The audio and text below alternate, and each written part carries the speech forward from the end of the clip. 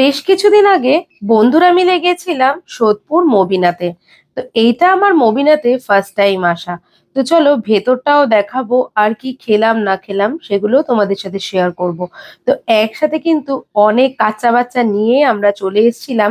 খালি মেয়েরাই, মানে ছেলেরা কেউ আসেনি, আমরা মেয়েরা মিলেই বাচ্চাদেরকে নিয়ে মবিনাতে ডিনার করতে চলে এসেছিলাম। তবে সেদিন শুধু আমার পুকুই যায়নি আমার সাথে। পুকুকে অনেকবার বললাম, কিন্তু পুকু বলল আমার পড়া আছে, সেজন্য যাব না। বৃষ্টিকে নিয়ে আমি চলে এসেছিলাম। তো মবিনার অ্যাম্বিয়েন্সটা কিন্তু বেশ রাজকীয়, বেশ একটা রয়্যাল রয়্যাল ফিলিং কিন্তু আসছিল।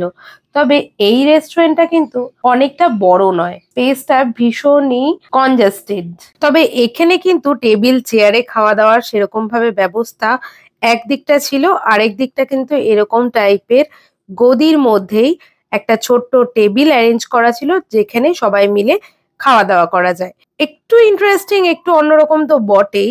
বন্ধুরা মিলে একসাথে গল্প করার চোটে সেভাবে কিন্তু বড় ব্লগ কিংবা অল ডিটেলস মেনু বগেরা সবকিছু তোমাদের সাথে শেয়ার করা আর আমার হয়নি। তারপরে আমরা কিন্তু অর্ডার করেছিলাম মবিনার স্পেশাল বিরিয়ানি। শুনেছিলাম যে বিরিয়ানি নাকি এখানে খুবই ভালো পাওয়া যায়। তো বিরিয়ানি নিয়েছিলাম, আর একটা নিয়েছিলাম কিন্তু মকটেল।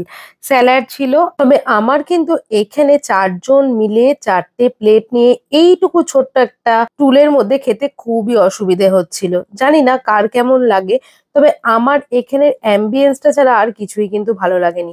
ফুড কোয়ালিটিও আমরা একদমই ভালো পাইনি, জানি না কেন।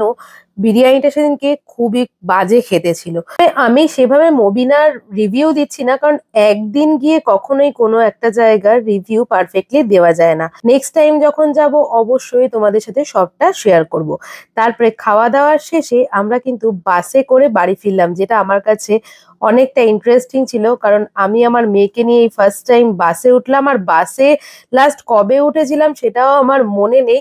বেশ অনেকগুলো বছর পরে বাসে উঠে সাথে বৃষ্টিকে নিয়েও বেশ ভালো লাগলো।